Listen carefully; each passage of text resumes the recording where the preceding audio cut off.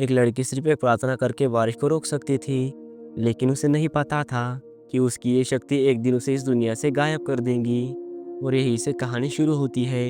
विथरिंग with you की movie की शुरुआत एक लड़के से होती है जिसका नाम हुडाका होता है। वो अपने घर से भागकर टोक्यो जा रहा था। सफर के दौरान वो जहाज के ऊपर खड़ा होकर आसमान को देखने लगता है। उसी समय अचानक बारिश शुरू हो जाती है। हुडाका को बारिश पसंद थी, इसलिए वो बारिश को देखकर खुश हो जाता है। लेकिन तभी मौसम अचानक खराब हो जाता है। तेज तूफान आता है और समुद्र की बड़ी बड़ी लहरें जहाज से टकराने लगती है। इसी दौरान हुडाका का संतुलन बिगड़ जाता है और वो समुद्र में गिरने ही वाला होता है। तभी एक आदमी उसे पकड़कर बचा लेता है। उस आदमी का नाम सुगा होता है। हुडाका उसकी जान बचाने के लिए उसे खाना खिलाता है। टोक्यो में पहुंचने के बाद सुगा हुडाका से पूछता है कि तुम टोक्यो क्यों आए हो, लेकिन हुडाका सच नहीं बताता और झूठ बोल देता है कि मेरे स्कूल में गर्मियों की छुट्टी चल रही है, इसलिए मैं अपने रिश्तेदारों से मिलने आया हूँ। सुगा उसे अपना कार्ड देते हुए कहता है, अगर तुम्हें कभी मेरी ज़रूरत पड़े तो इस नंबर पर कॉल कर देना। और फिर वो वहाँ से चला जाता है।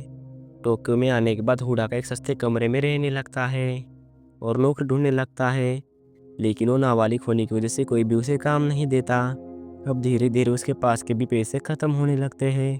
आखिरकार उसे कमरा छोड़ना पड़ता है और वो सड़क पर भटकने लगता है। एक दिन वो एक बार के बार बैठा होता है, तभी एक आदमी उसे वहाँ से उठाकर बाहर निकाल देता है। ज़मीन पर गिरे हुए कचरे को उठाते समय हुडाका को एक बैग मिलता है। उस बैग के अंदर उसे एक गन मिलती है। हुडाका उस गन को अपने पास रख लेता है, लेकिन उसे लगता है कि ये शायद नकली होंगी। हुडाका 3 दिनों से भूखा था। वो एक छोटे से रेस्टोरेंट में जाता है। तभी वहाँ काम करने वाली एक लड़की उसे बर्गर देती है। उस लड़की का नाम हीना होता है। हुडाका हैरान होकर कहता है, लेकिन मैंने तो कोई ऑर्डर नहीं दिया। हीना मुस्कुराते हुए कहती है, तुम 3 दिनों से भूखे हो ना। और फिर वो अंदर चली जाती है। हुडाका बर्गर खाकर बहुत खुश हो जाता है। इसके बाद हुडाका शुगा को ढूंढते हुए उसके ऑफिस पहुंच जाता है। वो आवाज़ देता है, लेकिन कोई भी जवाब नहीं देता। जब वो अंदर जाता है तो वहाँ एक लड़की सो रही होती है। उस लड़की का नाम नात्सुमी होता है। हुडाका को देखकर नात्सुमी उड़ जाती है। तभी सुगा भी ऑफिस वापस आ जाता है। सुगा हुडाका को अपने ऑफिस में नौकरी देता है। एक छोटा सा ऑफिस था जहाँ सुगा और नात्सुमी मिलकर स्ट्रेंज भीतर इनसाइट्स पर मैगजीन के लिए आर्टिकल लिखते थे। सुगा हुडाका से कहता है, तुम्हारा काम होगा लोगों से मिलना और उनका इंटरव्यू लेना। और फिर वो उसे खास विषय के बारे में जानकारी जुटाने के लिए कहता है, सनशाइन गर्ल के बारे में। इसके बाद नात्सुमी और हुडाका भविष्य बताने वाले दादी के पास जाते हैं। वो उनसे सनशाइन गर्ल के बारे में पूछते हैं और ऑफिस वापस आकर वो उस पर आर्टिकल लिखने लगते हैं। सुगा हुडाका से पूछता है, आज तुम्हारा दिन कैसा रहा। हुडाका जवाब देता है, दादी ने जो बताया वो तो किसी फैंटेसी नॉवेल जैसा लगता है। और वो कहता है, कोई लड़की मौसम को कैसे कंट्रोल कर सकती है, ये तो प्रकृति का नियम है। शुगा हंसकर कहता है, लोगों को सच नहीं चाहिए, उन्हें बस एक दिलचस्प कहानी चाहिए। इसके बाद शुगा हुडाका की नौकरी पक्की कर देता है और उसकी नई नौकरी की खुशी में वो जश्न मनाते हैं। अब हुडाका ऑफिस के सारे छोटे छोटे काम करने लगता है, फ़ोन उठाना, फाइल संभालना, इंटरव्यू टाइप करना और नात्सुमी के साथ मिलकर सनशाइन गर्ल के बारे में कई लोगों का इंटरव्यू लेने लगता है। हुडाका को अपना नया काम और नई जिंदगी बहुत पसंद आने लगती है।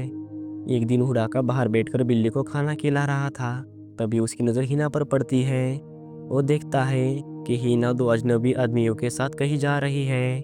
हुडाका को शक होता है कि शायद वो हिना से कोई ज़बरदस्ती गलत काम करवाने वाले हैं, इसलिए वो चुपचाप उनके पीछे पीछे जाने लगता है। कुछ दूर जाने के बाद हुडाका अचानक दौड़कर हिना का हाथ पकड़ता है और उसे वहाँ से लेकर भागने लगता है, लेकिन वो 2 आदमी उनका पीछा करते हुए उन्हें पकड़ लेते हैं। हुडाका उनसे कहता है, तुम लोग किसी को ज़बरदस्ती काम करवाने के लिए मजबूर नहीं कर सकते। लेकिन उनमें से एक आदमी कहता है, हमारे बीच डील हुई है। इतना कहकर वो हुडाका को जोर से मारता है। हुडाका गुस्से में अपनी जेब से गन निकालता है। उन्हें लगता है कि ये गन नकली है, लेकिन गुस्से में हुडाका गन चला देता है। गोली चलने की आवाज़ सुनकर वो दोनों आदमी डर जाते हैं। इसके बाद हिना हुडाका को एक ऊंची बिल्डिंग पर ले जाती है और गुस्से में हुडाका से पूछती है, तुमने ऐसा क्यों किया। क्या तुम उस बर्गर का कर्ज चुका रहे हो? और फिर पूछती है, तुम कौन हो और तुम्हारे पास ये गन कहाँ से आई? हुडाका कहता है, ये मुझे सड़क पर पड़ी मिली थी। मुझे लगा कि ये नकली होंगी, इसलिए मैंने इसे अपने पास रख लिया। हिना गंभीर होकर कहती है, तुम्हारी वजह से कोई मर सकता था। यह सुनकर हुडाका डर जाता है और तुरंत गन को नीचे फेंक देता है। फिर हिना बताती है, उसकी नौकरी भी चली गई है। हुडाका को लगता है कि शायद उसकी वजह से ही उसकी नौकरी गई है, लेकिन हिना कहती है, ऐसा नहीं है। उन लोगों को लगता था कि मुझे पैसे की ज़रूरत है, इसलिए वो उसका गलत फ़ायदा उठाना चाहते थे। इसके बाद हिना हुडाका को छत पर खास जगह पर ले जाती है और वहाँ पर खड़ी होकर प्रार्थना करने लगती है। कुछ पल बाद आसमान के काले बादल हटने लगते हैं और अचानक बारिश रुक जाती है। आसमान में सूरज की रोशनी निकल आती है। हुडाका हैरान हो जाता है। तभी हिना कहती है कि मैं एक सनशाइन गर्ल हूँ। अगले दिन हुडाका वापस ऑफिस जाता है। बारिश फिर से शुरू हो चुकी थी। तभी नात्सुमी उसे एक अजीब ऑनलाइन पोस्ट दिखाती है, जिसमें लिखा होता है कि बारिश के साथ मछली जैसी चीजें आसमान से गिरी थी और जैसे ही उन्हें छुआ गया वो गायब हो गई। नात्सुमी कहती है, क्या तुम्हें याद है उस आदमी ने क्या कहा था? आसमान भी एक समुद्र की तरह बड़ी दुनिया है, जिसके बारे में हमें अभी बहुत कम पता है। हुडाका कहता है, अगर हम इस पर आर्टिकल लिखें तो हमें अच्छे पैसे मिल सकते हैं। नात्सुमी हंसकर कहती है कि तुम बिल्कुल सुगा की तरह सोचने लगे हो, और मजाक में कहती है कि वैसे तुम्हें हिना के साथ डेट पर जाना चाहिए। हुडाका शर्माते हुए कहता है, ऐसी कोई बात नहीं है।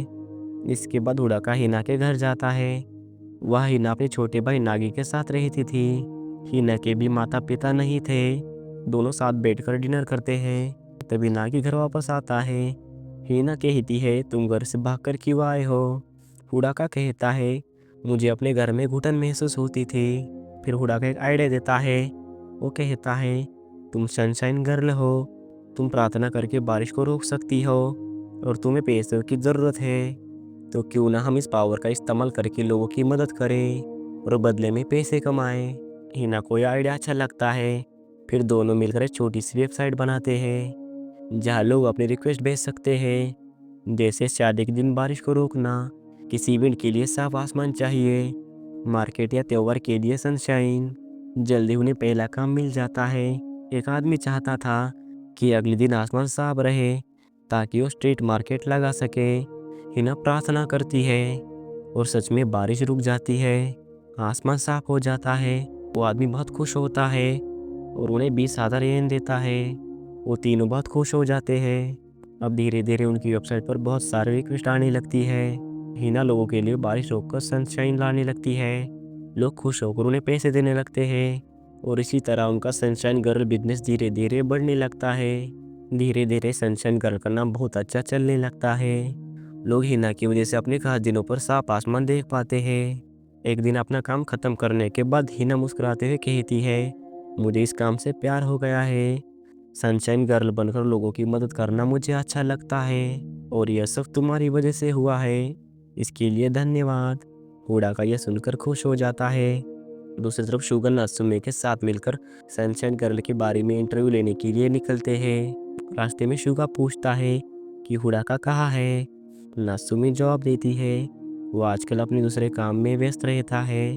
शुगा हैरान होकर कहता है, क्या मतलब? वो हमारे ऑफिस का भी काम ठीक से नहीं कर रहा।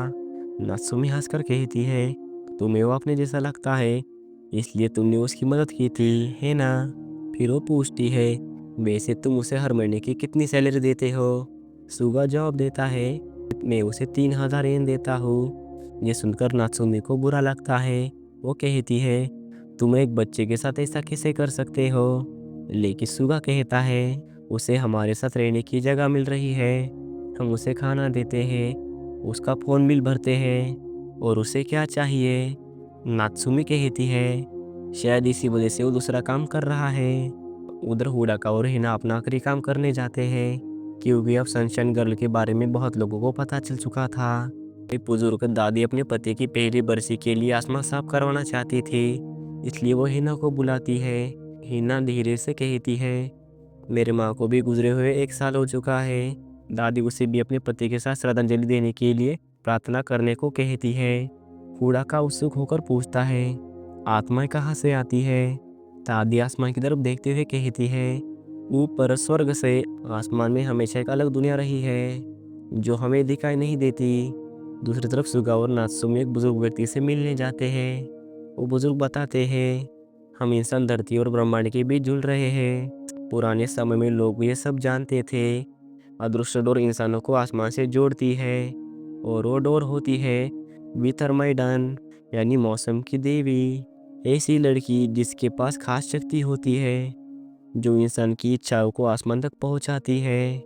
नात्सुमी हैरान होकर कहती है, तो क्या वही सनशाइन गर्ल है? बुजुर्ग गंभीर होकर कहते हैं, लेकिन हर चीज की एक कीमत होती है। अगर वो लड़की बार बार मौसम को नियंत्रित करेंगी तो वो धीरे धीरे आसमान में गायब होने लगेंगी।